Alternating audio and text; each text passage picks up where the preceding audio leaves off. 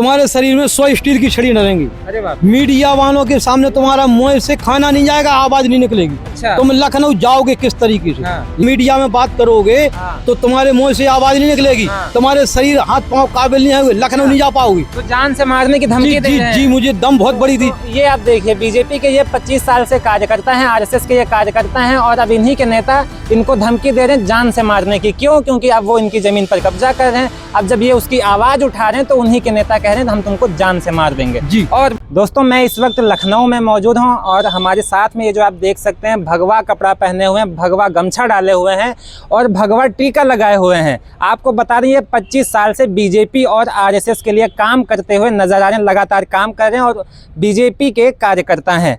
अब ये जब बात न्याय की आई है तो न्याय मांगने के लिए ये आए हैं अखिलेश यादव के पास में। क्यों?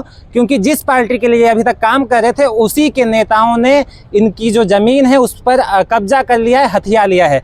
पूरा मामला क्या है, इन्हीं से हम बातचीत करेंगे। सबसे पहले तो आप अपना नाम बताइए और फिर अपनी समस्या बताइए। जी, मेरा नाम हरप्रसाद कुशवाहा है। अच्छा। ग्राम मिर्चवाड़ा का रहने वाला हूँ, जिला ललितपुर का। ललितपुर का। जी, मेरी जमीन का गाटा संख्या 846/4, 852, 853, 855/1। हाँ। मेरी जमीन 2 एकड़ में 5 डिसमिल कम है। 1 एकड़ 95 डिसमिल जमीन है। अच्छा। मेन रोड से लगी हुई, ललितपुर से मेहरोनी टीकमगढ़ रोड है। हाँ, हाँ। उस जमीन से लगी हुई है। अच्छा। 50 डिसमिल का रकबा 202 फुट बनता है अग्गा। हाँ। सर उनको जमीन की कीमत 4 लाइन निकल गई, अभी 2 लाइन है। हाँ। इसलिए वो जमीन कीमती की वजह से वो सत्ता में है, इसलिए वो 1 इंच जगह नहीं छोड़ना चाहते। अच्छा। भाजपा के जिला पंचायत अध्यक्ष हैं। अच्छा। जी, उनके सुपुत्र हरिओम पिछड़ा वर्ग के उपाध्यक्ष भी हैं। हाँ। सर, जिस ओबीसी में हम आते हैं उसी के अध्यक्ष भी हैं वो भी। हाँ, हाँ। लेकिन सर वो उसे सत्ता में रहने के बाद उनको ये नहीं दिख रहा है कि पिछड़ा वर्ग में कुशवाहा को कितना सताया जा रहा है।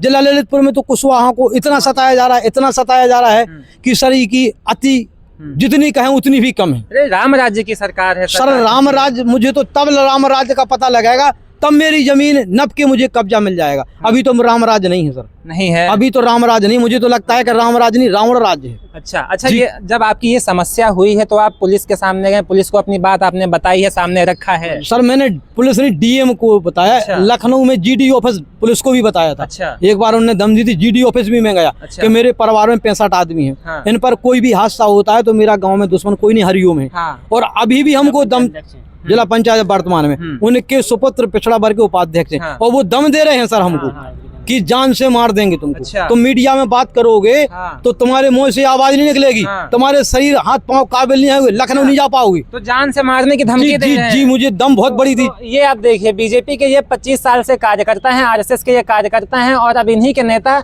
इनको धमकी दे रहे हैं जान से मारने की। क्यों? क्योंकि अब वो इनकी जमीन पर कब्जा कर रहे हैं। अब जब ये उसकी आवाज उठा रहे हैं तो उन्हीं के नेता कह रहे हैं हम तुमको जान से मार देंगे। जी। और बताइए क्या बोले हैं? सर, बोल रहे थे क्या तुम्हारे शरीर में 100 स्टील की छड़ी न रहेंगी। अरे बाप। मीडिया वालों के सामने तुम्हारा मुंह से खाना नहीं जाएगा, आवाज नहीं निकलेगी। अच्छा। तुम लखनऊ जाओगे किस तरीके से? हाँ। लखनऊ ललितपुर से ही तो जाओगे। हाँ। लखनऊ जा नहीं पाएंगे। सर, मैं लखनऊ आया कल। हाँ। तो मैं छुप के हाँ। नाइट में आया और अच्छा। 9:45 बजे प्रतापगढ़ ट्रेन से आया। आधी रात में मतलब जी, आए हैं आप? जी 9:45 बजे आया सर। अच्छा। अंधेरे में छुप के और सर। आपको खुली धमकी दी गई? जी, उनकी जी, जी। तरफ से जान से मारने जी की? जी अच्छा। जी, मुझे और मेरे सुपुत्र तो शुक्ला आप मतलब कि किस पद पर थे? क्योंकि आप तो बीजेपी और आरएसएस सर, मैं बिरदा मंडल में बीएलओ पोस्ट पर हूँ। अच्छा। जी।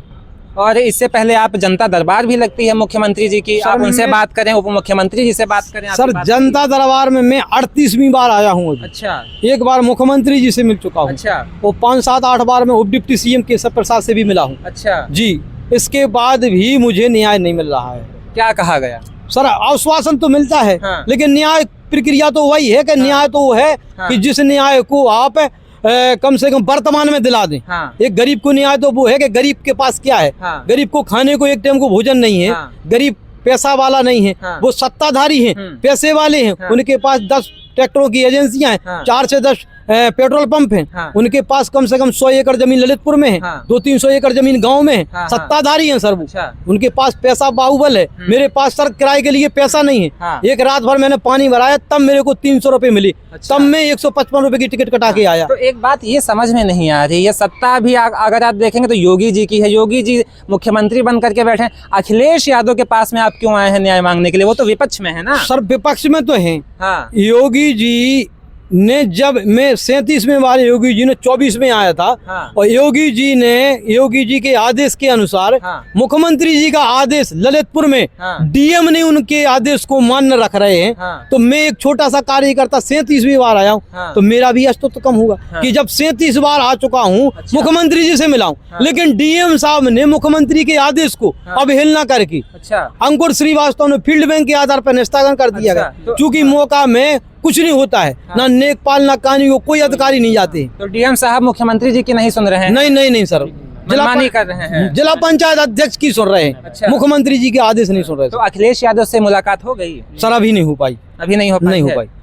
कुछ मतलब आश्वासन मिला है यहाँ के लोगों से बातचीत की? कब तक अनुमान लगाया जा रहा है? सर अभी 28-29 तारीख के आसपास शादियों में जो अभी अच्छा। भाई साहब हैं, जो राष्ट्रीय हाँ। अध्यक्ष जी, अच्छा। 1 तारीख के आसपास मुझे कुछ पता लगा है यहाँ भाई लोगों से ऑफिस से, कि 1 तारीख के आसपास राष्ट्रीय अध्यक्ष जी से आप मुलाकात तो कर आपको उम्मीद है कि अखिलेश यादव आपको न्याय दिलवा देंगे? सर मुझे 101% उम्मीद है हाँ। कि मेरी बात अखिलेश राष्ट्रीय अध्यक्ष जी हाँ। इस बात को उठाएंगे तो मुझे न्याय मिलेगा, नहीं 100% न्याय मिलेगा। हाँ। और एक गरीब को न्याय बहुत पूर्ण मिलेगा। चलिए, आपका बहुत बहुत शुक्रिया। तो यहाँ पर आपने देखा, इन्होंने पूरा अपना मामला बताया है। ललितपुर के हैं और 25 साल से बीजेपी आरएसएस के कार्यकर्ता थे। अब क्या हुआ है, बीजेपी के जो नेता हैं वो इनकी ज़मीन को हथिया लिए हैं। पूरे मामले पर आपकी क्या राय है, कमेंट बॉक्स में ज़रूर बताइएगा। फिलहाल के लिए इतना ही। नमस्कार।